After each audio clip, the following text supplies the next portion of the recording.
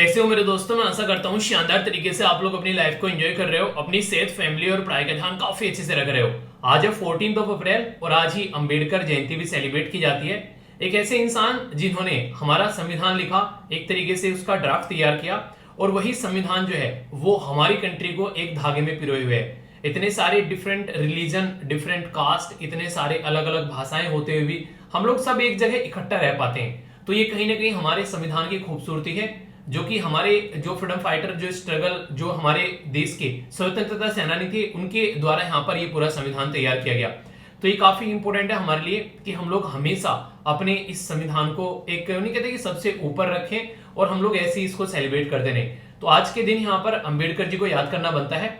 तो मैंने आप लोगों से कल डिस्कस भी किया था, एक क्विज आप लोगों को दिया था अंबेडकर जी के बारे में, जो कि टेक्स्ट एंड कॉन्टेक्स्ट वाले पेज पर आया था। कई सारे बच्चों के द्वारा उसको अच्छे से अटेम्प्ट किया गया, तो मुझे काफी अच्छा लगा। तो ये था जो मैंने आप लोगों को क्विज यहाँ पर दिया था। इस क्विज के जो कल आप लोगों को क्विज दिया था, आज इसके आंसर भी आप लोगों को यहाँ पर मिल जाएंगे, क्योंकि नेक्स्ट डे जो है उस क्विज के आंसर आप लोगों को मिल जाते हैं। जैसे कि यहाँ पर सारे आंसर दे दिए गए, आप लोग यहाँ पर देख सकते हैं। पहला क्वेश्चन यहाँ पर था कुछ बेसिक है, जैसे कम से कम इतना तो आप लोगों को पता ही होना चाहिए, और यहाँ से कई बार कई सारे क्वेश्चन एग्जाम में बन चुके हैं। कौन कौन से मैं आप लोगों को एक बार बताता हूँ भीमराव अंबेडकर जी के बारे में। जैसे कि बात की जा रही है कि कौन से राज्य में उनका जन्म हुआ था, तो ये तो आप लोगों को सबको पता है, मध्य प्रदेश में। पर एक क्वेश्चन मैं पूछना चाहूंगा, मध्य प्रदेश में एग्जैक्ट लोकेशन कौन सी है वो आप लोगों को बताना है जहां पर इनका जन्म हुआ था। ठीक है। क्वेश्चन नंबर 2 था यहाँ पर, अगर देश आजादी के बारे में हम लोग बात करें, जब हमारा देश आजाद हुआ था तो इनको कौन सी मिनिस्ट्री यहाँ पर दी गई थी, तो ये थी लॉ मिनिस्ट्री। तो यहाँ पर इनके पास में था कानून मंत्रालय। तो ये दूसरा क्वेश्चन था।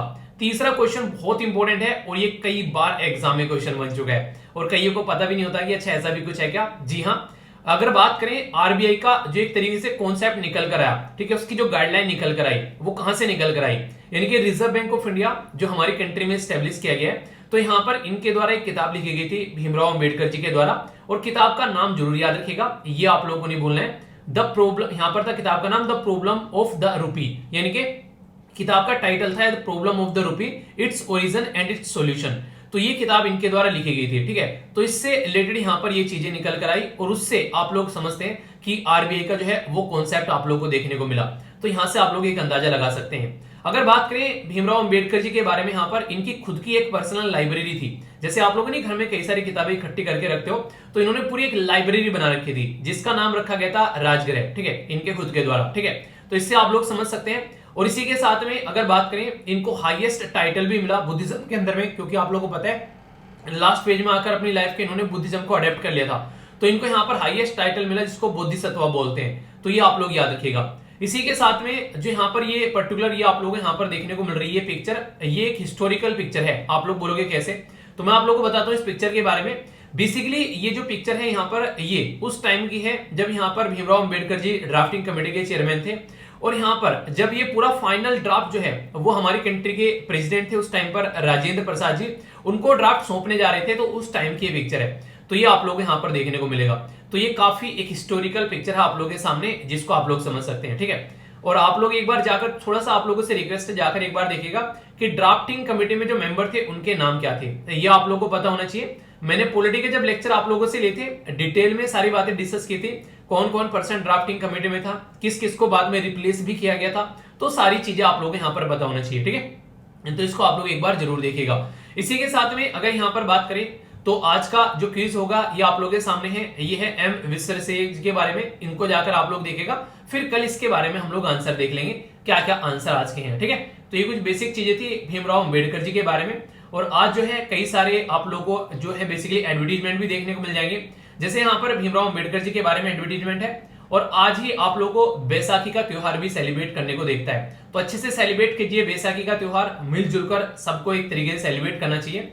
और यहाँ पर अलग अलग लैंग्वेज में अरविंद केजरीवाल साहब के द्वारा यहाँ पर ये प्रेजेंट किया गया है। बड़ा ही यूनिक सा कॉन्सेप्ट लगा मुझे।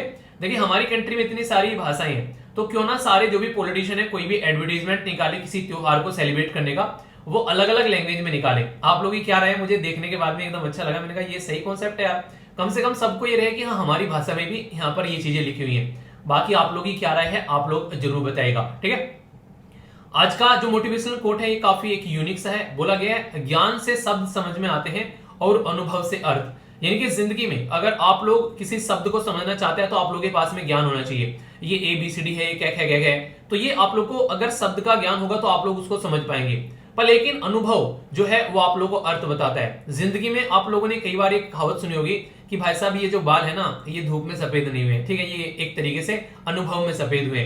तो ये नॉर्मली कई बार आप लोगों के पेरेंट्स भी, माँ बाप भी आप लोगों को इस तरीके से, बाबा दादी इस तरीके के बातें बोलते हुए आप लोगों को पाए जाते हैं। तो ये रियलिटी रहती है। जो जिंदगी आज के डेट में आप लोग जी रहे हो ना, वो लोग वो जिंदगी जीकर जा चुके हैं। तो अगर वो आप लोग कभी भी कोई बातें बताते हैं तो आप लोगों को हमेशा उन बातों को समझना चाहिए कि किस रेस्पेक्ट में वो बातें बोल रहे हैं और क्या आप लोग उनमें से कुछ सीखकर चीजों को अपनी लाइफ में इंप्लीमेंट कर सकते हैं। तो ये छोटी सी बात कम से कम आप लोग जिंदगी में जरूर याद रखिएगा, ठीक है। एक क्वेश्चन है आप लोगों के सामने यहाँ पर आपातानी ट्राइब्स के बारे में। तो ये कौन से राज्य से बिलोंग करती है? कई बार आप लोगों से एग्जाम में क्वेश्चन पूछे जाते हैं, कई सारी ट्राइबल कम्युनिटी के बारे में मैच करने के लिए आता है। तो यहाँ पर आपातानी ट्राइब के बारे में आप लोगों को बताना है कौन से राज्य से है। आसाम, अरुणाचल प्रदेश, नागालैंड और इसी के साथ में त्रिपुरा। अभी ये ट्राइबल कम्युनिटी जो थी वो न्यूज में भी थी, इसीलिए मैं आप लोगों से यहाँ पर ये क्वेश्चन पूछ रहा हूँ, आगे भी क्वेश्चन बन सकता है। अब आर्टिकल के ऊपर नजर डाल लेते हैं कौन से आर्टिकल आप लोगों को देखने को मिलेंगे। यहाँ पर ये साइड में जो आर्टिकल है, इन्फ्लेशन के बारे में बात की जा रही है। महंगाई अभी यहाँ पर देखने को मिल रही है और एक तरीके से बहुत सारे रीजन है। पहले पेंडेमिक रहा, फिलहाल अभी यहाँ पर रसिया और यूक्रेन की लड़ाई आप लोग देखते हैं, इसके चलते बहुत सारे इश्यूज दुनिया में निकल कर आ रहे हैं। तो एक हल्का सा ओवरव्यू यहाँ पर इन्फ्लेशन के बारे में हम लोग बात करेंगे।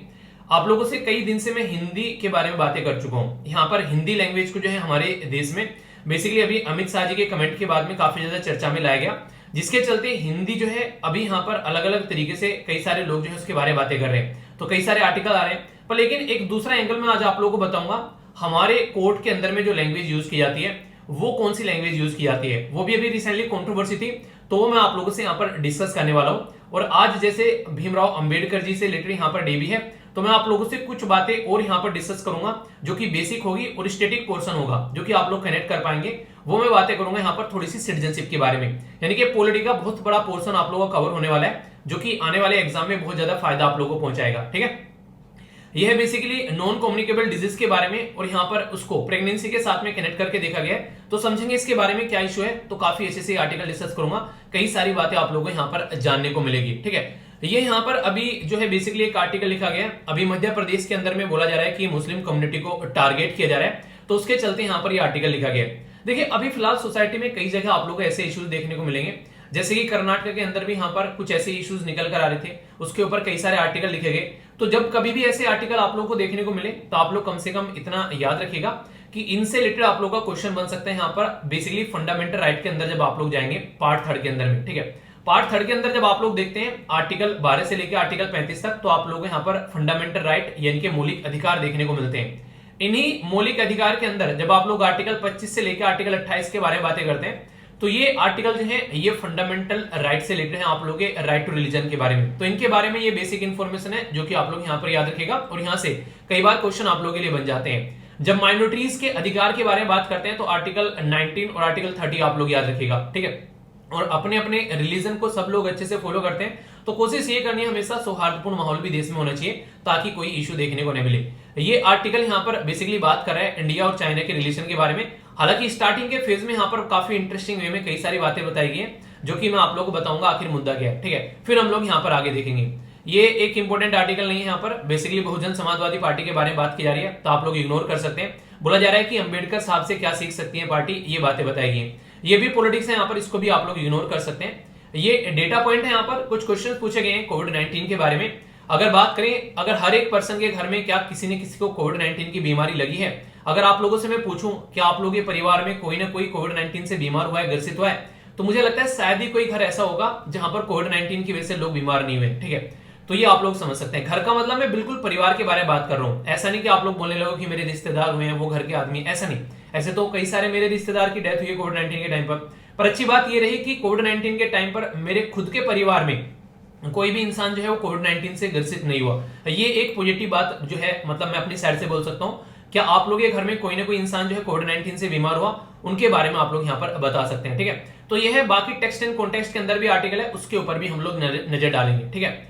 एक और इंपॉर्टेंट यहाँ पर पॉइंट जो कि आप लोग समझ सकते हैं, देखिए टेक्स्ट एंड कॉन्टेक्स्ट के अंदर में यहाँ पर न्यूज इन नंबर्स आता है, ठीक है। तो यहाँ पर कुछ इंपॉर्टेंट इन्फॉर्मेशन आप लोग देखते हैं अगर इनको यूज करना चाहें। जैसे कि अभी रिसेंटली अगर बात करें, हमारी कंट्री में एक स्कीम है जिसका नाम है राष्ट्रीय ग्रामीण स्वराज अभियान, ठीक है। तो राष्ट्रीय ग्राम स्वराज अभियान जो है बेसिकली यहाँ पर हमारी कंट्री में एक स्कीम लॉन्च की गई थी।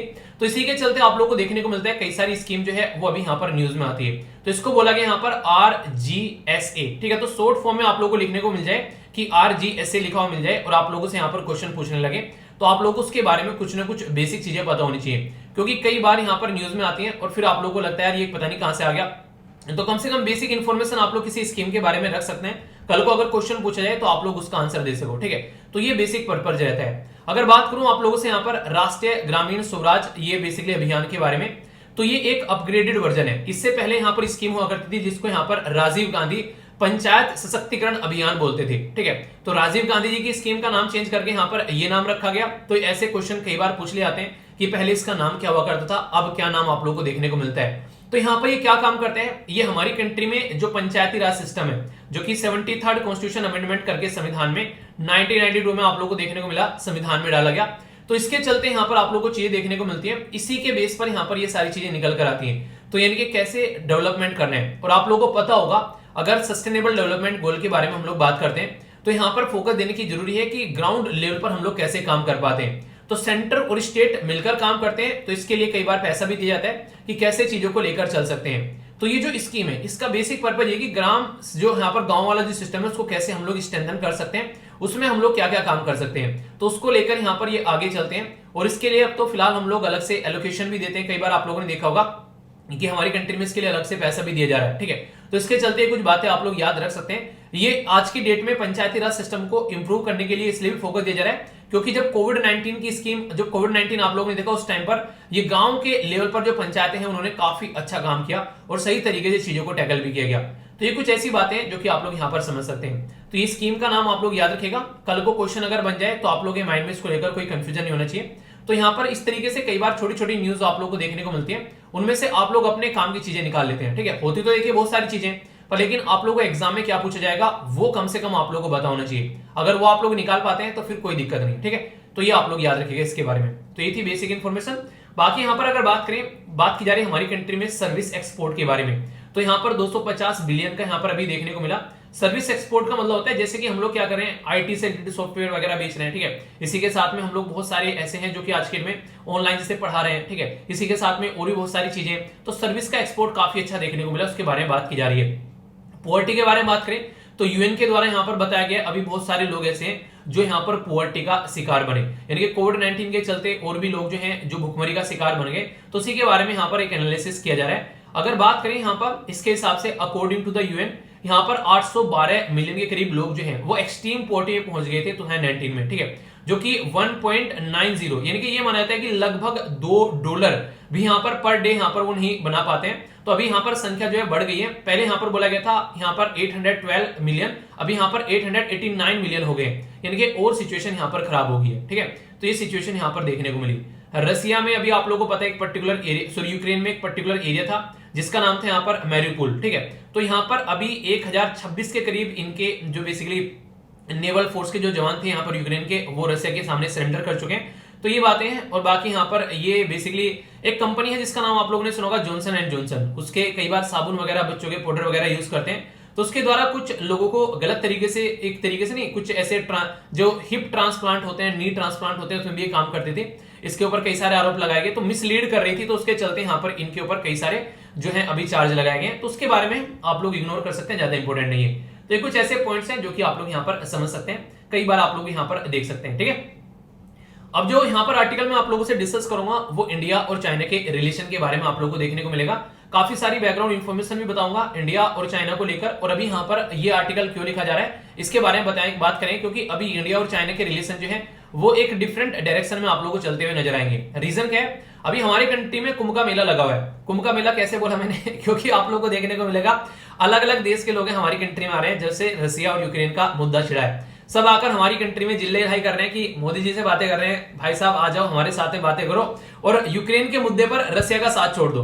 मोदी जी कह रहे हैं कि आप उन झुकेगा नहीं, उनके द्वारा बिल्कुल शानदार तरीके से रसिया का साथ दिया जा रहा है। अभी जो क्राइसिस देखने को मिल रहा है उसके चलते हमारी कंट्री में चाहे आप लोग जापान के लीडर के बारे में बात कर लीजिए, चाहे आप लोग यूके के लीडर के बारे में बात कर लीजिए, ऑस्ट्रेलिया के लीडर के बारे में बात कर लीजिए, इवन चाइना के भी लोग जो हैं हमारी कंट्री में विजिट करके जा चुके हैं। वो अलग बात है कि उनको यहाँ पर कोई ज्यादा रिस्पेक्ट दी नहीं गई और वो भी घूमते घामते हैं हमारी कंट्री को क्रिटिसाइज करके, क्योंकि उनके द्वारा पहले पाकिस्तान में विजिट किया गया और जम्मू कश्मीर के मुद्दे पर फालतू की बातें बोली गई, तो तब हमारी कंट्री की विजिट पर आए। पर लेकिन अभी यहाँ पर राइटर जो है वो इस आर्टिकल को थोड़ा अलग एंगल से देख रहे हैं। वो ये बोल रहे हैं कि आज के में चाइना का जैसा रिलेशन है बेसिकली इंडिया के साथ में, तो वो आने वाले टाइम में रीसेट हो सकता है। रीसेट मतलब एक सही डायरेक्शन में चल सकता है। मुद्दा क्या है? मुद्दा यहाँ पर यह कि अभी पहली बार ऐसा हुआ है चाइना ने हमारी कंट्री की फॉरेन पॉलिसी की बड़ाई की है कि इंडिया की फॉरेन पॉलिसी जो है वो इंडिपेंडेंट है, क्योंकि यूएसए ने ले ले, चाहे आप लोग यूके ने ले ले, अलग अलग कंट्री ने हम लोग को प्रेसाइज करने की कोशिश की कि हम लोग रशिया को क्रिटिसाइज करें। हम लोगों ने क्रिटिसाइज करना तो दूर की बात है, रशिया से अपना ट्रेड यानी कि व्यापार और ज्यादा बढ़ा दिया। तो इससे क्या देखने को मिलता है कि हमारी फॉरेन पॉलिसी जो है वो इंडिपेंडेंट है। जो हम लोग बात करते हैं ना कि हम लोग एक ऐसी कंट्री है जो कि एक सोवरन कंट्री है। सोवरन का मतलब होता है कि हमारी संप्रभुता है, हम लोग किसी के कंट्रोल में नहीं है, हम लोग अपने डिसीजन अपने आप लेते हैं और अपनी जिंदगी को अपने हिसाब से लेकर चलते हैं। तो ये सोवरेनिटी आप लोग को देखने को मिलती है। अभी 2+2 डायलॉग में भी यहाँ पर कई सारी बातें निकल कर आई, तो उसमें भी आप लोगों ने देखा होगा यहाँ पर कई सारे मुद्दे सामने रखे गए थे। पर लेकिन मुद्दा बेसिक यहाँ पर यही है कि इंडिया जो है वो अपने स्टैंड पर बिल्कुल कायम है, अपनी पॉलिसी को बिल्कुल इसी पैटर्न में लेकर चल रहा है जैसा उसको लेकर चलना चाहिए। तो उसके चलते अभी चाइना जो है थोड़ा सा इंडिया के करीब आने स्टार्ट हो गया, क्योंकि वो इसको ये लग रहा है कि जो इंडिया क्वाड के साथ में मिला हुआ था, क्वाड में कौन कौन कंट्री है? यूएसए है, इसी के साथ में आप लोगों को जापान देखने को मिलेगा, ऑस्ट्रेलिया देखने को मिलेगा और इंडिया देखने को मिलेगा।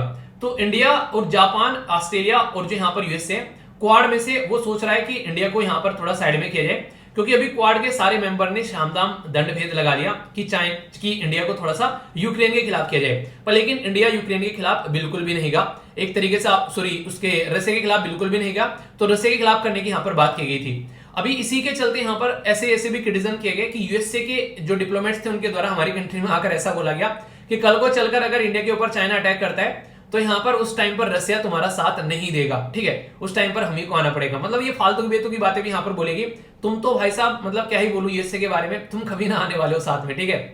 तुम ऐसे इंसान हो जो बेसिकली बस क्या ही बोले, वो नहीं कहते वो पीठ के पीछे वार करने वाला इंसान है, छोड़ के भाग जाता है जरा सी देर में जहां पर इसको अपना फायदा नहीं दिखता है। तो इस तरीके से आप लोग समझ सकते हैं। पर लेकिन इंडिया और चाइना के रिलेशन आगे कैसे बढ़ सकते हैं? अगर आज के लिए बात करें, काफी लार्ज स्केल पर दोनों बॉर्डर पर डिस्ट्रीब्यूट कर रहे हैं, वो तो आप लोग को देखने को मिलता ही है। पर मुद्दा अभी यहाँ पर यह बताया गया इसके अंदर जो काफी इंटरेस्टिंग लगा, एक G2 के बारे में यहाँ पर बात की जाती है। G2 पता है आप लोगों को? यहाँ पर G2 बेसिकली यहाँ पर ये एक सिस्टम स्टार्ट किया गया था इंडिया और चाइना के द्वारा, जिसमें इंडिया और चाइना एशिया में कोलैबोरेट कर रहेंगे, इंडिया और चाइना, और आगे चलकर इसको G2+ भी करने की बात की गई कि अगर इसमें कोई और कंट्री जुड़ना चाहता है साउथ एशिया के अंदर तो वो भी जुड़ सकता है। रीजन यहाँ पर यह था कि अगर आप लोगों से मैं पुरानी बातें करूं, यहाँ पर जब 2002 में गुजरात के चीफ मिनिस्टर थे यहाँ पर नरेंद्र मोदी जी, उस टाइम पर यहाँ पर गुजरात के अंदर दंगे हुए थे।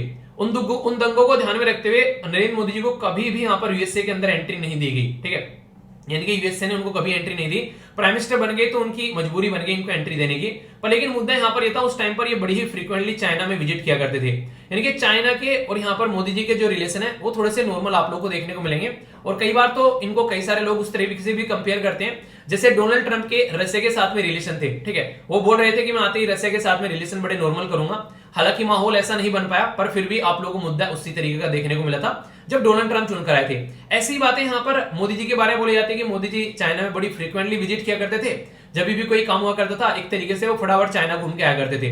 तो अभी आप लोगों को ये देखने को मिलेगा कि चाहे ताइवान के मुद्दे पर बात कर लीजिए, चाहे हांगकांग के मुद्दे पर बात कर लीजिए, चाहे इनके जिंगजियान वाले मुद्दे पर बात कर लीजिए, हमारी कंट्री की साइड से कोई कटाक्ष नहीं कसे गए हैं। वरना हमारे पास में बहुत सारे मुद्दे हैं चाइना के उठाने के लिए जिनको हम लोग आसानी से उठा सकते हैं, पर लेकिन हम लोग इसलिए नहीं उठाते क्योंकि हमारा पड़ोसी देश है, हमारी बाउंड्री यहाँ पर टच कर रहा है। तो कल को चलकर किसी भी तरीके से सबसे पहला मुद्दा हमारा होना चाहिए कि कैसे हम लोग को बाउंड्री के डिसिप्लिन जो है वो रिजोल्व करने हैं, यानी कि बॉर्डर के ऊपर जो लड़ाइयां चल रही हैं दोनों देश के अंदर उनको कैसे रिजोल्व करना है। तो ये बेसिक मुद्दा हमारा देखने को मिलता है। इसी के चलते हम लोग क्या कहते हैं कि देख भाई यार चाइना, हम दोनों पड़ोसी देश हैं, ठीक है। अब यूएसए क्या बोल रहे हो वो एक अलग बात है, और यही बातें चाइना लेकर आया। अभी चाइना बोला देख यार इंडिया, हिंदी चीनी भाई भाई, वो इंडिया ने बोला कि हाँ 1962 में हम लोग देख चुके हैं, तुम कैसे भाई हो, इतनी तो ज्यादा मीठी मत बोलो, और जो बातें हैं उसके मुद्दे के ऊपर बातें करते हैं। तो अभी मुद्दा यहाँ पर यह कि आगे आने वाले टाइम में अगर टाई जो है वो रिसेट होती है, इंडिया और चाइना के बीच में, तो बहुत सारे मुद्दे देखने को मिलेंगे। क्योंकि आज की डेट में मैंने अभी रिसेंटली आप लोगों को बताया था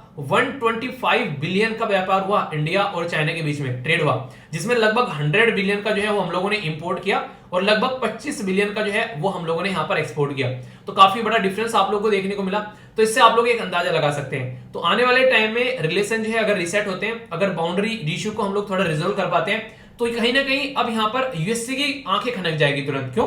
क्योंकि चाइना से वो वैसे ही चिड़ा हुआ बैठा है, क्योंकि चाइना जो है उसको टैकल करने के लिए सारे सामदान दंभेद लगा रहा है, अपने आप को ग्लोबल लीडर बनाने की कोशिश कर रहा है। तो अगर यहां पर इंडिया और चाइना के रिलेशन अच्छे होते हैं तो देखिए एशिया जो है वो आगे बढ़ता हुआ नजर आएगा। तो कई सारी पॉजिटिव चीजें देखने को मिलेगी। पर मुद्दा भी घुमा फिराकर सीधा सीधा ये निकल कर आ रहा है कि ये किस तरीके से चीजें आगे बढ़ सकती हैं। तो ये बेसिक चीजें आप लोगों को यहाँ पर देखने को मिल रही हैं। तो ये तो हो गया इसके बारे में। अभी मैं आप लोगों को इंडिया और चाइना के पर्सनल रिलेशन के बारे में बताऊंगा, यानी कि रिलेशन को रिसेट करने की बात की जा रही है। अभी पर्सनल रिलेशन में कहां पर क्या क्या दिक्कतें देखने को मिल रही है, तो बॉर्डर के साथ में हम लोग एक एक बात देखेंगे, कहां पर चाइना बदतमीजी काटता है। अगर वो चीजें रिजोल्व नहीं हुई तो हमारे रिलेशन जो है वो प्रॉपर वे में आगे नहीं बढ़ पाएंगे, ऐसा आप लोग बोल सकते हैं।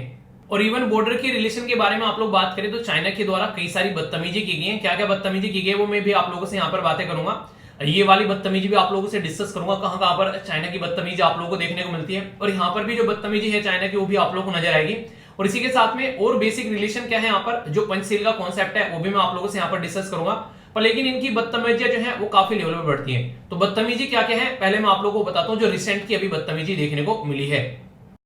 बदतमीजी ये की गई कि टोटल जो 25 डिस्ट्रिक्ट है उसमें से 11 डिस्ट्रिक्ट की अगर लिस्ट कवर करें यहाँ पर, ये तवांग से लेकर यहाँ पर दिबांग के अंदर में, और दिबांग से लेकर यहाँ पर ये बेसिकली बात की जा रही है अंजाव के अंदर में यहाँ तक का, ठीक है। तो कई सारे डिस्ट्रिक्ट के चाइना के द्वारा नाम चेंज कर दिए। अब आप लोग बोलेंगे यार अरुणाचल प्रदेश का एरिया चाइना को नाम चेंज कर रहा है, तो चाइना ऐसी बदतमीजी इसलिए करता है क्योंकि चाइना ये बोलता है कि जो अरुणाचल प्रदेश है वो तिब्बत का, सदर्न तिब्बत का पार्ट है, यानी कि साउथ तिब्बत है। ऐसी बातें यहां पर बोलते हैं। और ये मैकमोहन लाइन आप लोगों को देखने को मिलेगी इसके बीच में, ठीक है। तो ये सदर तिब्बत का पार इसको बोलते हैं, और यहाँ पर कई बार पहले भी ऐसी हरकतें कर चुका है। तो ये बदतमीजी पहले भी काट चुका है, कोई ऐसा नहीं पहली बार ये बदतमीजी काट रहा है। तो एग्जाम के लिए इंपॉर्टेंट क्या है, तो आप लोगों को वेस्टर्न सेक्टर पता होना चाहिए, सेंट्रल सेक्टर और ईस्टर्न सेक्टर। तो वेस्टर्न सेक्टर आप लोगों को लगभग 1570 किलोमीटर का देखने को मिलेगा यहाँ पर। ये अक्साई चीन भी इसके अंदर ही आता है। सेंट्रल सेक्टर आप लोगों को 545 किलोमीटर का देखने को मिलेगा यहाँ पर ये। उसी के साथ में ईस्टर्न सेक्टर में भूटान को छोड़ दो तो यहाँ पर ये बेसिकली सिक्किम से लेकर अरुणाचल प्रदेश तक का एरिया आप लोगों को देखने को मिलेगा। तो ये यहाँ पर इस एरिया के बारे में पूरा आर्टिकल यहाँ पर लिखा गया है। आज की डेट में अगर बात करें, जैसे यहाँ पर ये बोलते हैं कि हाँ ये क्या बोला गया इनके द्वारा कि ये हमारा सोवरन एरिया है और हम अपने हिसाब से डिसीजन ले सकते हैं इस पर्टिकुलर एरिया के बारे में, अरुणाचल प्रदेश के बारे में। मतलब बदतमीजी देखो, सोवरन एरिया बोल रहे हैं, इसको सोवरन डिसीजन है हमारे। आप लोग बदतमीजी तो यहाँ पर इतनी काट रहे हो। चाइना पाकिस्तान इकोनॉमिक कॉरिडोर है, वो किससे जाता है? वो जाता है बेसिकली निकलकर हमारी कंट्री वाले एरिया से, ठीक है, जो कि यहाँ पर आप लोग देखते हैं यहाँ पर इससे होकर जाते हैं। तो हम लोगों ने बोला हमारी सोवरन है यहाँ पर ये एरिया, तो वहां पर बदतमीजी काट रहा है। तो कह रहा है कि यहाँ मतलब उस पर इग्नोर कर रहा है चीजें, जब यहाँ पर अपना रास्ता बना रहा है और हमारे देश को आकर ये अपना सोवरन एरिया बता रहा है। तो चाइना की ये हरकतें आप लोग काफी लार्ज स्केल पर कई जगह देखने को मिल जाती है नॉर्मली। अब इंपॉर्टेंट मुद्दा मैं आप लोगों को यहाँ पर ये बताऊंगा, पुराने टाइम से अगर आप लोग जाकर देखोगे तो पंचशील का कॉन्सेप्ट है और कई बार क्वेश्चन बन जाते हैं, ये एक अलग टॉपिक है पूरा। पंचशील का कॉन्सेप्ट इंडिया और चाइना के बीच में साइन किया गया था 1954 में। तो उसमें कुछ बातें बोली गई थी जो कि यहाँ पर आज तक चाइना ने एक भी नहीं मारी है। पहले तो ये था एक दूसरे की रेस्पेक्ट करेंगे शांति बनाए के रखने में, और इंटीग्रिटी और सोवरेनिटी में एक दूसरे को शांति में सपोर्ट करेंगे, ठीक है। दूसरा ये था यहाँ पर म्यूचुअल नॉन एग्रेशन, यानी कि अग्रेसिव नहीं रहेंगे एक दूसरे के साथ में। तो 1962 में आप लोग को देखने को मिलेगा। इंटीग्रिटी के बारे में बात करें अरुणाचल प्रदेश को, सोवरेनिटी के बारे में बात करें तो ऐसी हरकतें बार बार करते रहते हैं। Mutual non interference each other internal affair, ये हर बार हरकतें करते हैं, देश के अंदर कुछ भी होता है तो जरा सी देर में कमेंट कर देते हैं, ठीक है। इसी के साथ में इक्वलिटी और म्यूचुअल बेनिफिट के बारे में बात करेंगे। मतलब ये बोलता है चाइना कि आप लोग बॉर्डर इशू को छोड़ दो साइड में, हमारे साथ में ट्रेड करते रहो, ठीक है, समझ रहे हो आप लोग, मतलब उनको फायदा पहुंचाते रहे। हमारा और चाइना के बीच में ट्रेड डेफिसिट रहता है, आप लोगों को बताइए। पीसफुल को एग्जिस्टेंस के बारे में बात की गई तो वो चाइना मानने के लिए तैयारी नहीं है। तो पांचों के पांचों जो सिद्धांत है उनको गटर में फेंक रखा है चाइना ने, इनको मानने के लिए तैयार नहीं। जबकि हुआ यह था कि मिलकर काम करेंगे, यहाँ पर भाईचारा निभाएंगे। हिंदू चीनी भाई भाई के नारे लगाए जाते थे, पर लेकिन ये जो चीनी है ये खट्टी हो गई यहाँ पर, कहीं ना कहीं आप लोग बोल सकते हैं चीनी जो है वो मिठास की जगह कड़वाहट भर रही है देश के अंदर। तो वो चीजें देखने को मिलेगी। डोकलाम वाला एरिया जरूर याद रखेगा यहाँ पर, जो इस टाइम पर चाइना और इंडिया सामने आकर खड़े हो गए थे। और नाथुला पास है यहाँ पर, जो काफी इंपॉर्टेंट है, कई बार न्यूज में रहता है, तो ये भी समझिएगा। और इसको एक वैली है, इस वैली को किस नाम से जानते हैं क्या आप लोगों को पता है? इसका नाम बताइए, चलिए देखता हूँ किस किस को पता है। ये वैली जो यहाँ पर ये सारा मुद्दा देखने को मिला था भूटान का डोकलाम वाले एरिया में, तो इसको चुम्बे वैली बोलते हैं, ठीक है। तो याद रखना ये सारे ऐसे टर्म है जो आप लोगों से एग्जाम में क्वेश्चन बन जाते हैं, फिर बोलते हो कहां से आ गया। तो भाई साहब यहाँ से आ गया, थोड़ा सा भी ध्यान रखोगे ना तो एग्जाम में कोई भी क्वेश्चन आप लोगों का छूटेगा नहीं। पेपर उठाकर देख लेना, सारी चीजें आप लोगों की कवर होती है, आप लोगों को नजर आएगी। इंडिया और जो चाइना है ऑलरेडी कई जगह मिल चुके हैं, पहले ही बातें की जा चुकी हैं। जैसे कि हम लोग पहले कहां पर मिले थे, आप लोगों को अगर मैं बता दूं तो ममल्लापुरम के अंदर हम लोग यहां पर मिले थे, ठीक है। तो एक पर्टिकुलर एक मीटिंग हुई थी जहां पर जाकर बातें की गई थी, प्रॉपर वहां पर हम लोग इकट्ठे हुए थे, मिले थे और कई सारे मुद्दे देखने को मिले थे। सोचा था मिलेंगे, चाय पिलेंगे, बैठकर नारियल पानी पिएंगे, चीजें सुधर जाएंगी, पर लेकिन इनकी हरकतें नहीं सुधरी। जैसे यहाँ पर चाय पानी पी के गए, नारियल पानी पी के गए और उसके पैसे भी नहीं दिए और ऊपर से जाकर बदतमीजी काटना स्टार्ट कर दी देश के अंदर में। तो ये ऐसी सिचुएशन आप लोगों को कंटिन्यूअसली इनकी देखने को मिलती रहती है। और इंटरेस्टिंग चीजें बताऊं, ये कुछ इंपॉर्टेंट पॉइंट है, इनको याद रखना। इंडिया चाइना रिलेशन के बारे में लिखने के लिए आ जाए तो आप लोग इनको चिपका सकते हो वहां पर, ठीक है। तो अच्छा फोल्डर है आप लोगों के लिए। अगर बात करें यहाँ पर मसूद अजहर वाला जो मुद्दा था, चाइना ने हमेशा यूएन में उसको सपोर्ट किया और हमारी कंट्री के खिलाफ खड़ा हो गया। न्यूक्लियर सप्लायर ग्रुप में जब मेंबरशिप के बारे में बात करें तो चाइना हमारे साथ में हमेशा खड़ा हो गया, हमारे अपोज में, सॉरी, ठीक है। इसी के साथ में ट्रेड गैप के बारे में बात करें तो हम लोग दुनिया भर का सामान इंपोर्ट करते हैं और बहुत कम एक्सपोर्ट करते हैं, तो ट्रेड डेफिसिट देखने को मिलता है, चाइना को फायदा होता है। चाइना पाकिस्तान के बारे में बात करें तो हमेशा पाकिस्तान को सपोर्ट करता है। इवन चाइना पाकिस्तान जो कॉरिडोर के बारे में बात करें उसमें भी, तो चाइना जो है उसकी पोजीशन जो है हमारी कंट्री के मुद्दों पर लेकर हमेशा अपोज में रहती है, हमारे अपोज में खड़ा मिलता है। इंडिया की पोजीशन अगर बात करें, चाइना पाकिस्तान इकोनॉमिक कॉरिडोर के बारे में बात करें, उसके बारे में हम लोग अपोज करते हैं। BRI belt and road initiative को हम लोग अपोज करते हैं, एक्साइज चेन में जो हरकतें की जाती है उसको अपोज करते हैं और डोकलाम वाले सेक्टर को अपोज करते हैं। तो ये तो हमारी ट्रेडिशनल अप्रोच है। अभी जो नए मुद्दे आप लोग ऐड कर सकते हैं यहाँ पर, जैसे कि अभी हांगकांग वाले इशू पर हम लोग बोल सकते हैं, तिब्बत वाले इशू पर, दलाई लामा वाले इशू पर हम लोग बोल सकते हैं, ठीक है। इसी के साथ में अगर बात करें तो जहां पर ताइवान वाला मुद्दा है उस पर बोल सकते हैं, जिंजियान वाला मुद्दा है यहाँ पर जहां पर चाइना उल्टी सीधी हरकतें करता है उस पर बोल सकते हैं। तो मुद्दे हमारे पास भी है, पर हम लोग थोड़े सभ्य लोग हैं यार, हम लोग ऐसी हरकतें नहीं करते, पर लेकिन चाइना बदतमीजी करता हुआ नहीं रुकता है। जब इनफॉर्मल समिट हुई थी उस टाइम पर लग रहा था कि चीजें कुछ सुधरने वाली है, बायलैटरल रीजनल या ग्लोबल इंपोर्टेंस को ध्यान में रखते हुए कि सिचुएशन थोड़ी नॉर्मल होने वाली है, पर उसके ऊपर भी इन्होंने रायता फैला दिया, वो भी सारी चीजें ढंग से नहीं निकल कर आई, ठीक है। तो यहाँ पर इनफॉर्मल का मतलब क्या होता है, आप लोग इससे पार्टी में जाते हैं, चलो चिलकर बातें करते हैं, पार्टी में एंजॉय करेंगे, वो वाली चीजें थी यहाँ पर। तो इनफॉर्मल समिट के टाइम पर सोचा था कि काफी सारी चीजें सही होंगी, पर लेकिन वो भी नहीं हुई, 2019 में देखने को मिली। इससे पहले यहाँ पर समिट जो हुई थी वो वांग में हुई थी, ठीक है। तो यहाँ पर वांग जो है उसके अंदर ही समिट देखने को मिली थी 2018 में, ठीक है। जो आप लोगों ने बेसिकली यहाँ पर देखा तो वायरस भी निकल के आए कई सारे यहाँ से वांग वायरस, चाइनीज वायरस। तो ये यहाँ पर अभी मुद्दा ये था कि कैसे चीजों को लेकर चलना है, तो अच्छे से लेकर चलना है, पर लेकिन वो अच्छा जो है वो धरा रह गया यहाँ पर चाइना की हरकतों को देखते हुए। यहाँ पर ये मीटिंग हुई थी, कुछ इंपोर्टेंट हिस्टोरिकल फैक्ट है जो आप लोगों से क्वेश्चन पूछे जा सकते हैं आगे भी, क्योंकि कई बार न्यूज में आ जाता है। यहाँ पर पंचरथास आप लोगों को देखने को मिलेंगे, ममल्लापुरम में जहां पर दोनों मिले थे, दोनों लीडर, तो वहां की बात की जा रही है। पंचरथा जो यहाँ पर ये मोनोलिथिक है, ये हिस्ट्री का कल्चर का पोर्शन आप लोग कवर करा रहा हूं, ठीक है। मोनोलिथिक है यहाँ पर, ये रॉक कट जो आर्किटेक्चर उसमें आप लोगों को नजर आएगा। ये कॉम्प्लेक्स जो कल्चर थी यहाँ पर, ये बेसिकली जो नरसिम्हा वर्मन फर्स्ट थे उनके द्वारा यहाँ पर ये बेसिकली बनवाई गई थी और आज की डेट में यूनेस्को वर्ल्ड हेरिटेज साइट का पार्ट भी है यहाँ पर ये, तो ग्रुप ऑफ मोन्यूमेंट के अंदर में। तो यहाँ पर धर्मराज रथ है, भीम रथ है, अर्जुन रथ है, नकुल और सहदेव बेसिकली देखने को मिलेगा और द्रौपदी है। तो 5 पांडव का रथ है यहाँ पर, इसी के साथ में द्रौपदी का है। तो नकुल और सहदेव को एक जगह बैठा दिया, ठीक है, और यहाँ पर बाकी द्रौपदी को भी इसमें डाल दिया। तो टोटल मिलाकर 5 रथाज आप लोगों को देखने को मिलते हैं। ये ग्रुप ऑफ मोन्यूमेंट है जो कि यूनेस्को वर्ल्ड हेरिटेज साइट का भी पार्ट है और आर्कियोलॉजिकल सर्वे ऑफ इंडिया जो है वो इसको मेंटेन रखने का काम करता है। तो ये मुद्दा है जिसके बारे में आप लोग मोटा मोटा आइडिया रख सकते हैं, ठीक है। तो ये कुछ मुद्दे हैं जिसके चलते बात करेंगे, तो देखते हैं क्या क्या चीजें अभी कैसे चीजें जो है वो नॉर्मल हो पाती है और चीजें आगे बढ़ पाती है। ये जो आर्टिकल है बहुत ही शानदार उम्दा तरीके का आर्टिकल रहने वाला है, थोड़ा सा ध्यान से सुनिएगा। मैं आप लोगों को बहुत सारी स्टैटिक इन्फॉर्मेशन बताऊंगा जो भी पास में आप लोगों के एग्जाम आ रहे हैं, हर एक एग्जाम में ये आप लोगों को फायदा पहुंचाएगा, क्योंकि यहाँ पर मैं पॉलिटिकल स्टैटिक पोर्शन कुछ कवर करने वाला हूँ। अभी ये मुद्दा आप लोगों ने कई बार सुना कि इंडिया और चाइना के जो रिलेशन है वो, सॉरी इंडिया और चाइना हारा याद बेसिकली हिंदी लैंग्वेज के ऊपर अमित शाह जी के द्वारा कमेंट किया गया कि ऑल ओवर इंडिया के अंदर में इंग्लिश जो है वो बोली जाती है, जहां जहां पर हिंदी नहीं बोली जाती है वहां पर इंग्लिश बोली जाती है, तो क्यों ना इंग्लिश को रिप्लेस कर हम लोग हिंदी बोलना स्टार्ट कर दें। तो इसके चलते जो साउथ इंडिया के राज्य हैं या फिर जो नॉर्थ ईस्ट के राज्य हैं हमारे, उनको दिक्कत हो जाती है, क्योंकि हिंदी जो है वो प्रॉपर नहीं बोल पाते हैं और ना ही उसको प्रॉपर लेकर चल पाते हैं। समझ लेते हैं काफी हद तक फिर भी, पर लेकिन बोल नहीं पाते हैं। तो राइटर यहाँ पर ये बोल रहे हैं कि हिंदी बेल्ट में यहाँ पर बेसिकली हिंदी को सपोर्ट करना, तो कहीं ना कहीं 2024 के इलेक्शन की तैयारी की जा रही है, अभी से जो हिंदी का मुद्दा यहाँ पर उठाया जा रहा है, तो उसके चलते यहाँ पर बातें बोली गई है। ये तो एग्जाम में आप लोगों से कोई नहीं पूछेगा, इसको आप लोग इग्नोर कर सकते हैं। और ये बेसिक चीजें मैंने आप लोगों को बताई यहाँ पर हिंदी के बारे में, कि हिंदी जो है यहाँ पर आज के में बात करें तो देवनागरी स्क्रिप्ट के अंदर में यहाँ पर बेसिकली बोला गया था कि इंग्लिश के साथ में हम लोग को लेकर चलनी है एज ए ऑफिशियल लैंग्वेज। कब? ये सितंबर 14 को 1949 में बोला गया। अब सितंबर 14 को एक डे सेलिब्रेट करते हैं हम लोग, वो कौन सा है आप लोग को बताना है। तो आर्टिकल 343 के अंदर आप लोगों को ये देखने को मिलेगा। तो इसके चलते बोला गया आने वाले टाइम में इंग्लिश को साथ में लेकर चलना है और हिंदी को प्रमोट करना है, ये सेंट्रल गवर्नमेंट की रेस्पॉन्सिबिलिटी दी गई। पर लेकिन इसी के चलते साउथ इंडिया में दिक्कत होने लगी, उनको लगा यार हिंदी इंपोज की जाएगी अब, तो इसके चलते उन्होंने प्रोटेस्ट किया और फिर हमारे देश में ऑफिशियल लैंग्वेज एक्ट लाया गया कि बोला गया हिंदी इंपोज नहीं करेंगे आप लोगों के ऊपर, टेंशन मत लीजिए भाई साहब, इंग्लिश भी पैरेलल में चलती रहेगी। तो ये बातें यहां पर समझाएगी। तो ये आर्टिकल याद रखिएगा। फिलहाल आर्टिकल 343 है ऑफिशियल लैंग्वेज के बारे में, जो हिंदी को देवनागरी स्क्रिप्ट के तौर पर एक्सेप्ट करते हैं। आर्टिकल 351 जो है वो यूनियन गवर्नमेंट के द्वारा बेसिकली यहां पर डेवलपमेंट के बारे में बात की जाती है हिंदी की। और टोटल 22 लैंग्वेज आप लोगों को पता ही है हमारे संविधान के अंदर रखी हुई है, जिनके बारे में मैंने कई बार आप लोगों को पढ़ाया है। ठीक है, तो ये थोड़ी सी इंफॉर्मेशन है जो याद रखिएगा, इसके बारे में आप लोगों को पता होना चाहिए। अभी फिलहाल अगर बात करें यूनाइटेड नेशन के द्वारा भी 2022 से लेकर 32 तक का international decade of indigenous language के बारे में बात की जाती है। यहां से क्वेश्चन बन जाए तो ये मत बोलना कहां से आ गया। ठीक है, तो ये कुछ बेसिक चीजें हैं। यहां पर हमारे संविधान के अंदर में टोटल 22 लैंग्वेज है। कौन कौन सी लैंग्वेज कब कब ऐड की गई ये मैंने कई बार आप लोगों को पढ़ाई है, तो ये तो आप लोगों को पता है। अब जो बातें मैं आप लोगों को आगे बताने वाला हूं वो है कोर्ट के बारे में, यानी कि सुप्रीम कोर्ट के अंदर में, हाई कोर्ट के अंदर में हमारी कंट्री में कौन कौन सी लैंग्वेज जो है वो यूज की जाती है, तो वो मैं आप लोगों से डिस्कस करूंगा। और इसी के साथ में मैं आप लोगों से यहाँ पर ये भी डिस्कस करूंगा कि हमारा बेसिक संविधान कहां कहां से क्या क्या लिया गया, वो भी हम लोग जानेंगे। और बाकी सिटीजनशिप के बारे में आप लोगों से कुछ बातें करूंगा, जिससे कि आप लोग यहाँ पर चीजों को समझ पाएंगे। तो ये काफी इंपॉर्टेंट टॉपिक रहने वाला है, पूरा डिटेल में एक एक पॉइंट कवर करूंगा। ध्यान से सुनिएगा, कोई भी डाउट आप लोग के माइंड में इसको लेकर नहीं होना चाहिए। ठीक है, क्योंकि स्टैटिक पोर्शन है, एक एक क्वेश्चन आप लोगों से एग्जाम में बन सकता है। ठीक है, तो एक एक पॉइंट क्रिस्टल क्लियर करता हुआ चलूंगा मैं आगे।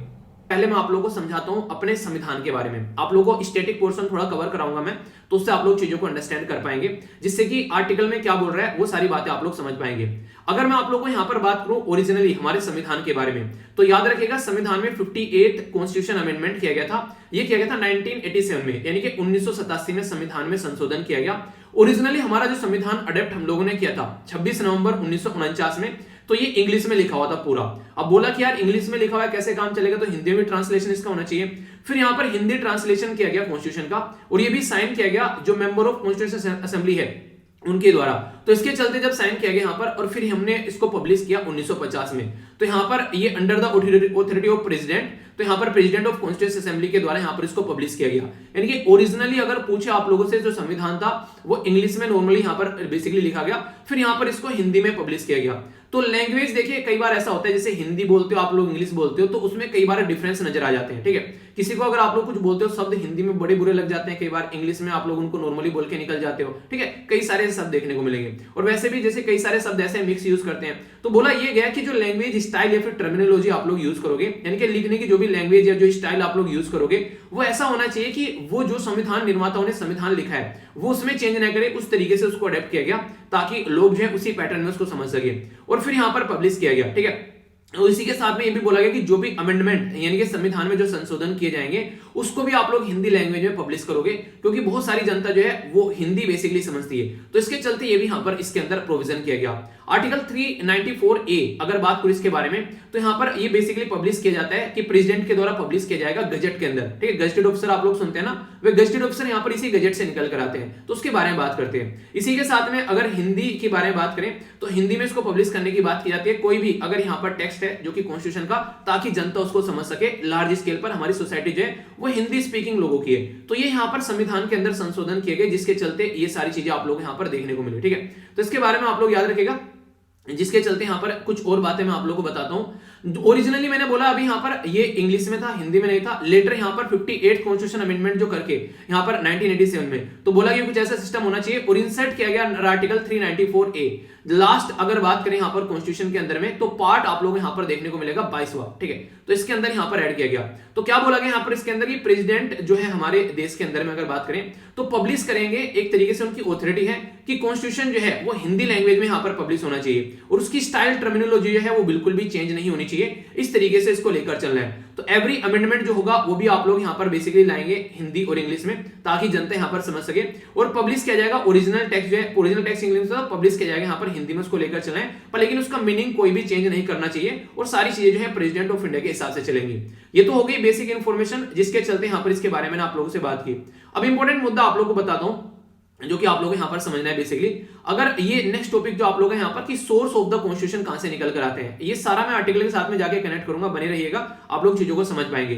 यहाँ पर किस किस से हम लोगों ने संविधान का कौन कौन सा पोर्शन लिया गया है, तो कई बार ये क्वेश्चन आप लोगों से पूछ ले आते हैं। जैसे अगर कोई पूछ ले कि मैक्सिमम पोर्शन हमारी पॉलिटी का किससे लिया गया है, तो याद रखेगा हमारी कंट्री में गवर्नमेंट ऑफ इंडिया एक्ट आया था 1935 का, तो मैक्सिमम पोर्शन हम लोगों ने उससे लिया है। ठीक है, देखिए कई बार थोड़ी सी दिक्कत होती है लिखने में, क्योंकि मॉर्निंग में हाथ पकड़ नहीं पाते ढंग से पेन, ठीक है।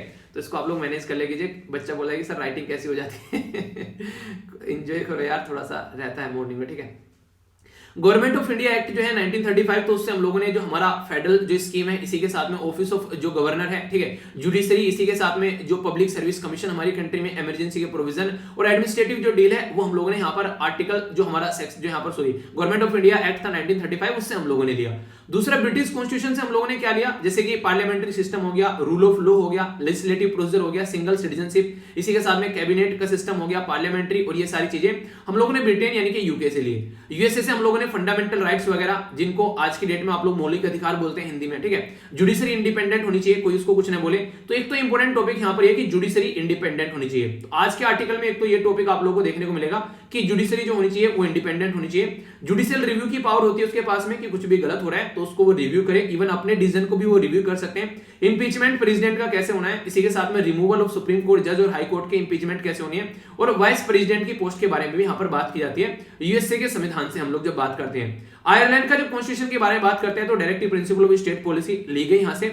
और नॉमिनेशन जो हमारी कंट्री में राज्यसभा के मेंबर होते हैं उनका मेथड क्या है, इलेक्शन ऑफ प्रेसिडेंट भी हम लोगों ने आयरलैंड से ही लिए हैं। ये भी इंपॉर्टेंट पॉइंट है जो पता होना चाहिए।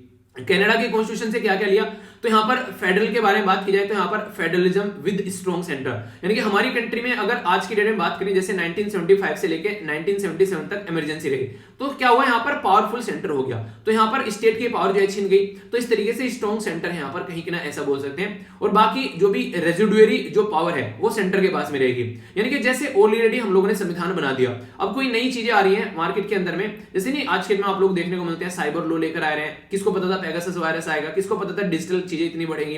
तो कुछ भी ऐसा सिस्टम आ रहा है जो कि कहीं पर किसी रूल और रेगुलेशन के अंदर अगर नहीं लिखा हुआ है तो सेंट्रल गवर्नमेंट के अंदर आएगा, ना कि स्टेट गवर्नमेंट के अंदर।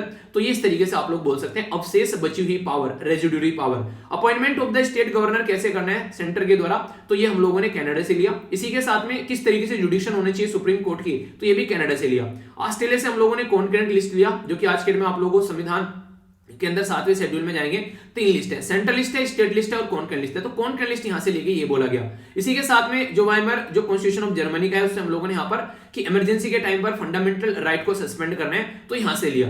याद रखिएगा इमरजेंसी के प्रोविजन जो है हम लोगों ने नॉर्मली वो लिए गवर्नमेंट ऑफ इंडिया एक्ट 1935 से, पर लेकिन फंडामेंटल राइट को सस्पेंड करना है वो हम लोगों ने यहां से लिया। तो कंफ्यूज मत होना दोनों के बीच में। यूएसएसआर जिसको आज के डेट में आप लोग रसिया भी बोलते हो बेसिकली, क्योंकि टूट गया विक्टन हो गया, उससे हम लोगों ने फंडामेंटल ड्यूटी ली। और इसी के साथ में सोशल इकोनॉमिक और जो पॉलिटिकल जस्टिस है ये हमारे प्रीएम्बल के अंदर जो आप लोगों को देखने को मिलेगा, तो वो यहां से लिया गया। बहुत बार क्वेश्चन पूछे जा चुके हैं घुमा घुमा कर, ठीक है। इसी के साथ में अगर बात करेंगे लिबर्टी, इक्वलिटी, फर्टिलिटी, ये भी प्रीएम्बल के अंदर आप लोगों को देखने को मिलता है, तो ये भी हम लोगों ने फ्रांस से ही लिया।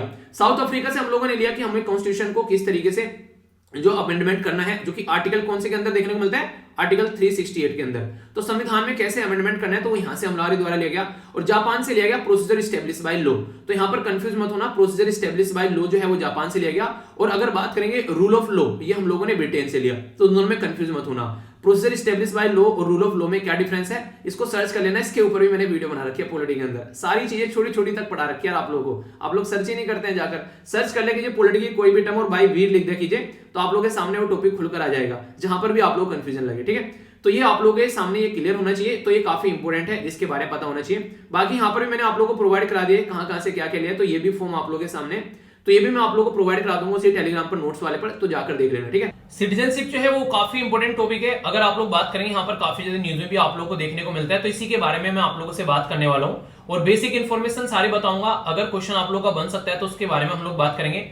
फिलहाल यहाँ पर क्या चीजें हैं, किसकी वजह से यहाँ पर न्यूज में थोड़ा सा वो भी मैं बात करूंगा।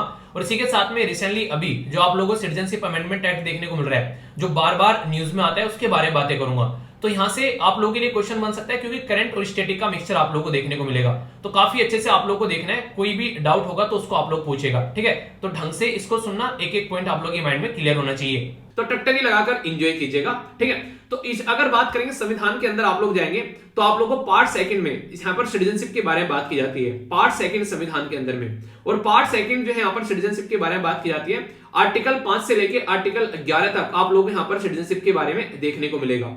ये तो बेसिक चीजें हैं जो सिटीजनशिप के बारे में संविधान के अंदर डायरेक्ट लिखी हुई है। पर लेकिन उसमें सिटीजनशिप को दो तरीके से डिवाइड कर दिया उन्होंने। दो तरीके से कैसे? एक को बोला गया सिटीजन और दूसरे को बोला गया एलियन। अब आप लोग बोलेंगे एलियन कौन सा? पीके वाला एलियन, पीके होगा। तो पीके वाली बात अगर करें तो ये आमिर खान की मूवी आप लोगों ने देखी होगी। किस किसी ने देखी है? यस या फिर नो? देखी भी है तो कोई दिक्कत नहीं है, इसका मतलब ये नहीं कि अगर देखी नहीं है तो आप लोगों को आर्टिकल समझ में नहीं आएगा, ठीक है। आर्टिकल समझ में आएगा, वो मूवी तो बस ऐसे ही बस थोड़ा सा आप लोगों को कोरिलेट करने में हेल्प मिले इसलिए लगा दिया, ठीक है।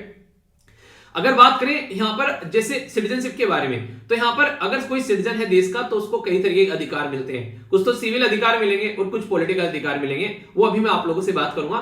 उससे पहले आप लोग ये देखिए, अगर दो कैटेगरी को हम लोग डिवाइड करते हैं यहां पर एलियन की कैटेगरी में, उसमें भी आप लोगों को दो कैटेगरी देखने को मिलेगी। यानी कि पहले नंबर पर सिटीजन, दूसरे पर एलियन। अब एलियन के अंदर भी दो तरीके के हैं। एलियन उनको बोला जाता है जो हमारे ग्रह के नहीं है। तो हमारे ग्रह के नहीं है वो तो हम लोग बोलेंगे नहीं, क्योंकि हमारा ग्रह तो जो गोला है हमारा पृथ्वी है, तो पृथ्वी के तो है सब, लेकिन जो हमारे देश के नहीं है, अगर बाहर के हैं तो एक तो वो लोग जो कि जिनकी कंट्री के साथ में हमारे रिलेशन अच्छे हैं उनको फ्रेंडली एलियन बोलेंगे, जो बेसिकली हमारे देश के साथ में अच्छे रिलेशन रखते हैं, ठीक है। दूसरे वो एनिमी एलियन। एनिमी एलियन वो हैं जिनके हमारे देश के साथ में अच्छे रिलेशन नहीं है, ठीक है। अब बोलने की जरूरत है नहीं किनके साथ में अच्छे नहीं है, बता दीजिए चलिए आप लोग कमेंट बॉक्स में, ठीक है। कौन से ऐसे देश है जिनके साथ में अच्छे रिलेशन नहीं है।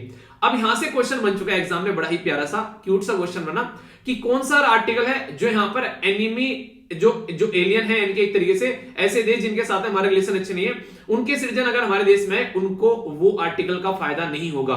तो वो आर्टिकल है कौन सा? आर्टिकल 22। इंपोर्टेंट है, याद रखिएगा।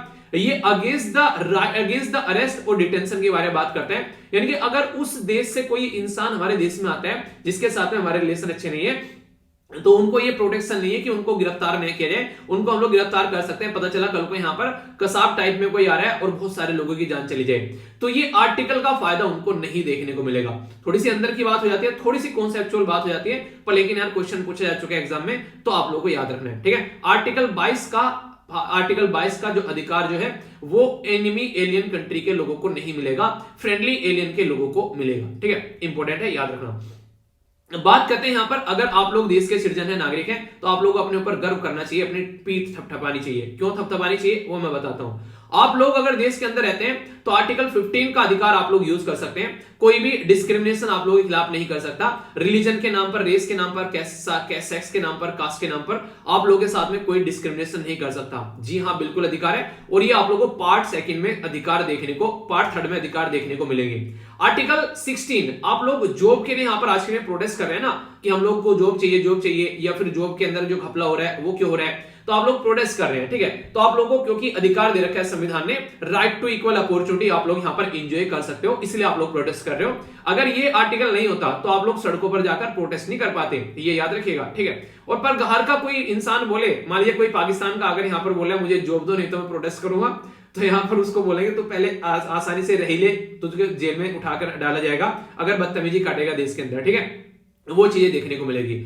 उसी के तहत यहां पर आर्टिकल 19 का जो फायदा होता है, स्पीच और एक्सप्रेशन, आप लोग जाकर गवर्नमेंट को कुछ भी बोल सकते हो कि हाँ हमने तुमको वोट देकर जीता है, ठीक है।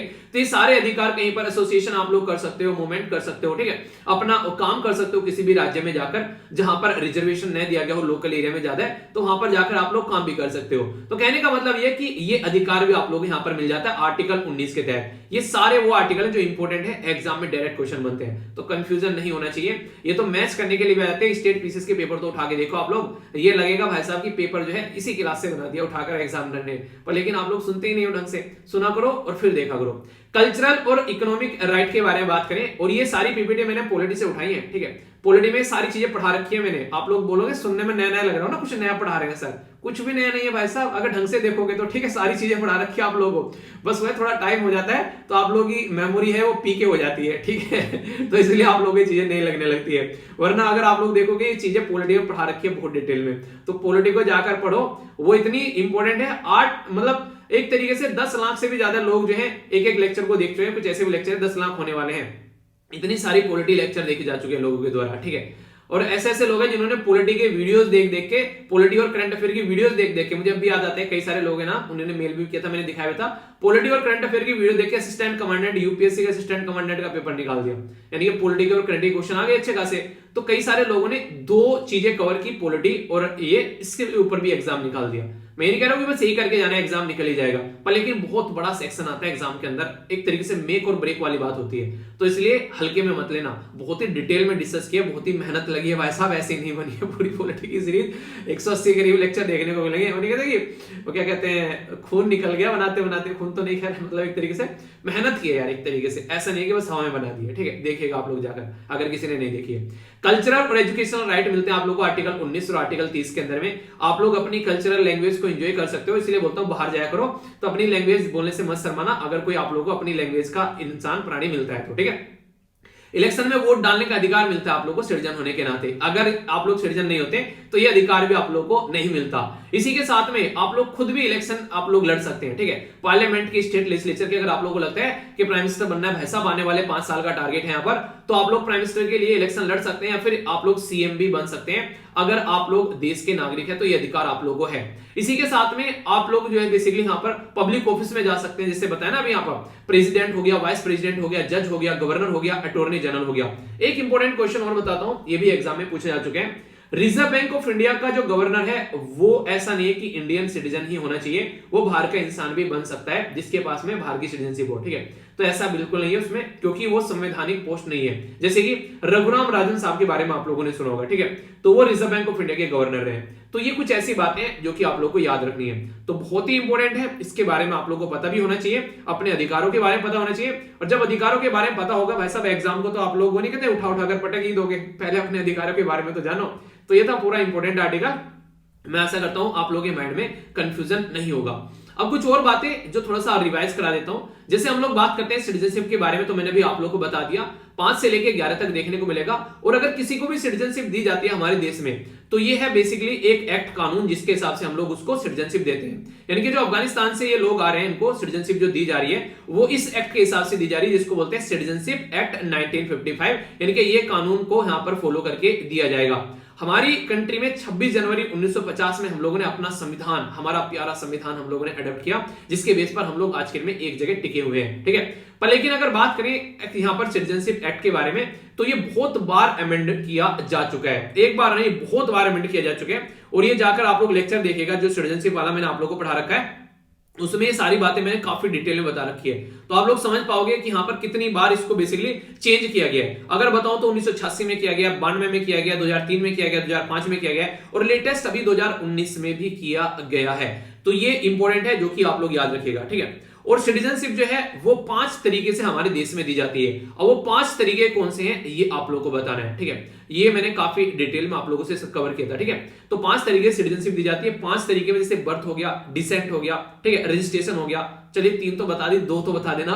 ठीक है, इतना तो कम से कम हक बनता है कि 2 तो कम से कम पूछ लो आप लोगों से, या सारी मेरे से जानोगे, बताइए। चलिए ठीक है, बाकी यहां पर 2019 का जो एक कानून है इसमें बोला गया है कि हिंदू, सिख, बुद्धिस्ट, जैन, पारसीज और क्रिश्चियन अगर हमारे देश के अंदर आते हैं तो उनको क्या किया जाएगा, सिटीजनशिप दी जाएगी। अगर 6 कम्युनिटी, और ये 3 देश से आती है, पाकिस्तान, अफगानिस्तान, बांग्लादेश। क्यों? क्योंकि ये वो देश है जहां पर मुस्लिम डोमिनेटेड एरिया है और इन कम्युनिटी के ऊपर कई बार अत्याचार होते हैं, ऐसा माना जाता है। तो इसके चलते यहां पर बोला गया 31 दिसंबर 2014 के हिसाब से अगर उससे पहले कोई आ चुका है तो उसको सिटीजनशिप दी जाएगी। पर लेकिन अगर कोई इस तरीके से आता है कि यहां पर इलीगल तरीके से आता है, तो फिर यहां पर उसको उठा के बाहर ही फेंका जाता है। तो हमारे देश में 2 कानून हैं, यानी कि इनको तो चलो अलाउ कर रहे हैं हम लोग क्योंकि इनको छूट दे दी हम लोगों ने, पर लेकिन अगर इसको छूट नहीं मिली है तो यहां पर फॉरेनर एक्ट है 1946 का और पासपोर्ट एक्ट है 1920 का। तो ये एक्ट कानून जो है यहां पर किसी को भी इलीगल तरीके से देश के अंदर नहीं आने देते, और अगर कोई आएगा तो उसको वैसा उल्टा ही जाकर वहीं पर लटका दिया जाएगा।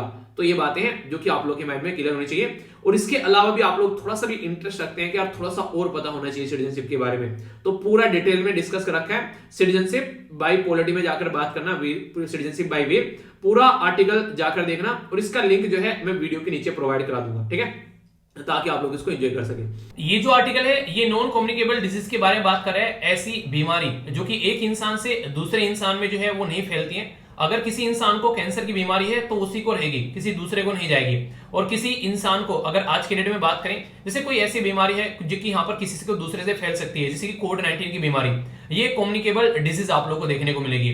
जीएस पेपर 2 के साथ में हेल्थ के साथ में आप लोग कनेक्ट कर सकते हैं। जैसे कि किसी को कैंसर हो गया, ठीक है, किसी को दिल की बीमारी है, किसी को डायबिटीज है, ये सारी वो बीमारी है जो कि नॉन कम्युनिकेबल डिजीज होती है। ये इंसान की हरकतों की वजह से उसको होती है और फिर उसी को रहती है, किसी और को नहीं पहुंचती है। तो यहाँ पर 71% जो ऑल द डेथ है ऑल ओवर वर्ल्ड में, ये यहाँ पर नॉन कम्युनिकेबल डिजीज की वजह से आप लोगों को देखने को मिलेगी। तो फिलहाल जो आर्टिकल है यहाँ पर, ये बेसिकली डायबिटीज को यहाँ पर कनेक्ट करने की बात कर रहा है नॉन कम्युनिकेबल डिजीज के साथ में। और खासकर यहाँ पर बोला जा रहा है कि कई बार क्या होता है, ट्रांसजनरेशनल कई सारी बीमारी यहाँ पर होती है। मतलब जैसे मान लीजिए यहाँ पर बात की जा रही है एक बच्चे के बारे में। एक बच्चा जो है वो माँ के गर्भ में पैदा होता है, बढ़ता है, पर लेकिन अगर माँ को डायबिटीज की बीमारी है और वो जो डायबिटीज है माँ से वो बच्चे की तरफ को अगर पहुंचती है और बच्चे को वो बीमारी अगर लगती है तो उसकी वजह से कई सारी प्रॉब्लम यहाँ पर देखने को मिलती है। तो इसकी बारे में यहाँ पर बातें की जा रही है। तो ये काफी खतरनाक है। अब तक हम लोग काफी सारी चीजें इग्नोर कर रहे थे, पर लेकिन कोविड-19 के चलते हुए यहाँ पर हम लोगों ने कुछ सारी चीजें ऐसी देखी जिसकी वजह से इन बीमारियों के ऊपर हमारी नजर पड़ गई। यानी कि अब तक हम लोग इन बीमारियों को इग्नोर कर रहे थे। तो आप लोगों को पता होना चाहिए कि हम लोगों ने अभी क्या किया, इन बीमारी के ऊपर ध्यान दिया। क्यों? क्योंकि कई सारी ऐसी बीमारी थी जो कि यहाँ पर कोविड-19 के जो मरीज थे उनको देखने को मिल रही थी। और अगर किसी मरीज को बीमारी थी तो उस इंसान पर ज्यादा फोकस किया जा रहा था। मान लीजिए किसी को डायबिटीज है, ठीक है, किसी को सांस की बीमारी है, कोई और बीमारी उसको चल रही है, तो उसको अगर कोविड-19 भी हो गया, उसके बचने के चांसेस जो है वो ना के बराबर यहाँ पर हो गए। तो इसके चलते कोमोर्बिडिटी जो है वो काफी ज्यादा यहाँ पर बढ़ती नजर आ रही थी, जिसके चलते यहाँ पर काफी सारी चीजें आप लोगों को देखने को मिली। तो उसी के बारे में यहाँ पर बातें की जा रही हैं। अभी अगर इसके बारे में बात करें, जैसे कार्डियोवास्कुलर डिजीज हो गया, हार्ट के अटैक आ गया, स्ट्रोक आ गया, तो ये ग्लोबल लेवल पर दुनिया भर के लोगों की जान लेती है। ठीक है, एवरी 4 जो डेथ आप लोगों को देखने को मिलेगी यहाँ पर, हर 4 में से जो एक इंसान की डेथ, मतलब 4 डेथ होती है, तो एक इंसान दिल की बीमारी से आज के डेट में मर रहा है। अगर बात करें ये 30 से लेकर 69 ईयर तक यहाँ पर काफी लार्ज स्केल पर चीजें देखने को मिलने लगती हैं। तो एज ग्रुप जो है यहाँ पर अगर बात करें, हाफ डेथ जो है ये 40 से लेकर 69 के बीच में देखने को मिलेगी।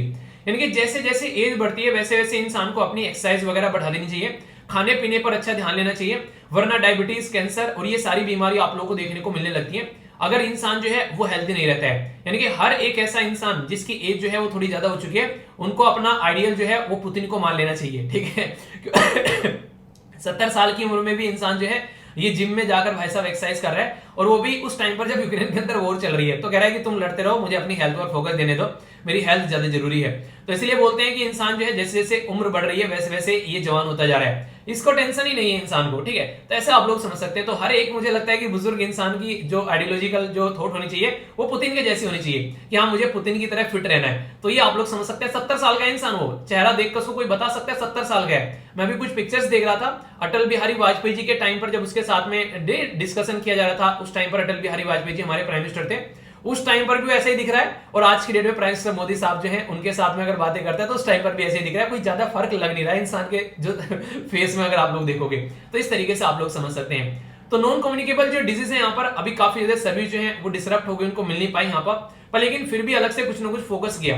कोविड-19 ने जो है काफी सारी, जैसे मैटरनल हेल्थ सर्विस इम्यूनाइजेशन हो गया, हेल्थ सर्विलेंस हो गया, या एक तरीके से स्क्रीनिंग जो की जाती है दूसरी डिजीज की जो नॉन कम्युनिकेबल डिजीज है, वो काफी ज्यादा डिसरप्ट हुई। पर लेकिन फिर भी कहीं ना कहीं बहुत ज्यादा फोकस दिया भी गया यहाँ पर कि जिन लोगों को कोविड-19 की बीमारी हो गई है उनकी कम से कम नॉन कम्युनिकेबल डिजीज चेक की गई। यानी कि वैसे नॉन कम्युनिकेबल डिजीज पर ज्यादा फोकस नहीं रहा, पर उन लोगों की नॉन कम्युनिकेबल डिजीज जरूर चेक की गई जिनके ऊपर यहाँ पर कोविड-19 का इंपैक्ट पड़ा। वर्ल्ड हेल्थ ऑर्गेनाइजेशन के द्वारा जब सर्वे कंडक्ट किया गया मई 2022 में, 155 कंट्री ऐसी हैं जो कि लो इनकम कंट्री थी, जो कि मोस्ट अफेक्टेड हुई यहाँ पर इन सर्विसेज की वजह से। तो ये काफी बड़ी दिक्कत देखने को मिली। मोस्ट कंट्री ऐसी हैं जिनके द्वारा नॉन कम्युनिकेबल डिजीज को जो यहाँ पर एक तरीके से रीअसाइन किया गया ताकि कोविड-19 के पेशेंट पर ध्यान दिया जा सके। और यहाँ पर पब्लिक स्क्रीनिंग जो प्रोग्राम थे उनको पोस्टपोन भी किया गया।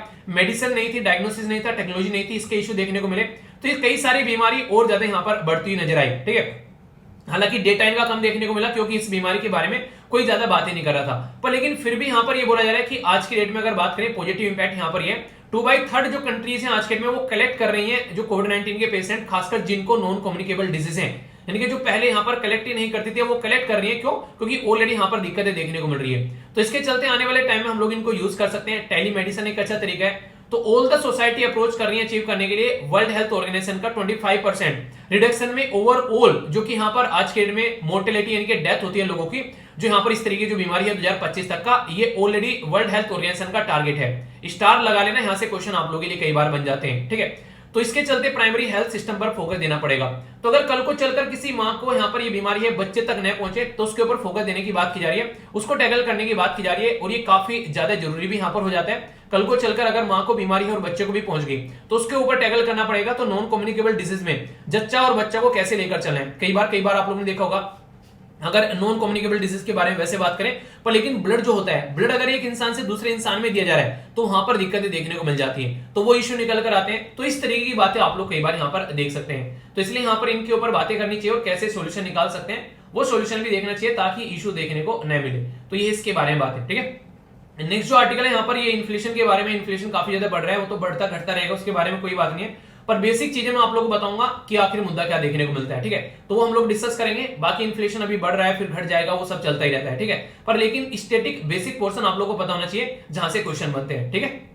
यहाँ पर रिजर्व बैंक ऑफ इंडिया और हमारी कंट्री में जो सेंट्रल गवर्नमेंट है वो मिलकर ये यहाँ पर काम करती है। मतलब क्या हो गया, मतलब ये हो गया कि कल को हमारे देश में इकोनॉमिक ग्रोथ लेकर आना है, इन्फ्लेशन यानी कि महंगाई कम करनी है, सोशल स्टेबिलिटी बनानी है, तो दोनों मिलकर यहाँ पर काम करेंगे। वो किस किस तरीके से, दोनों के पास में अपने अपने हथियार हैं। जैसे कि मॉनेटरी पॉलिसी हथियार है किसके पास में, रिजर्व बैंक ऑफ इंडिया के पास में। डायरेक्ट क्वेश्चन बन जाता है, मॉनेटरी पॉलिसी और फिस्कल पॉलिसी में कंफ्यूजन नहीं होना चाहिए। फिस्कल पॉलिसी क्या होती है, टैक्स लगा देना, टैक्स को इंप्रूव कर देना, जीएसटी वगैरह इंप्लीमेंट कर दिया, कौन करेगा, सेंट्रल गवर्नमेंट करेगी।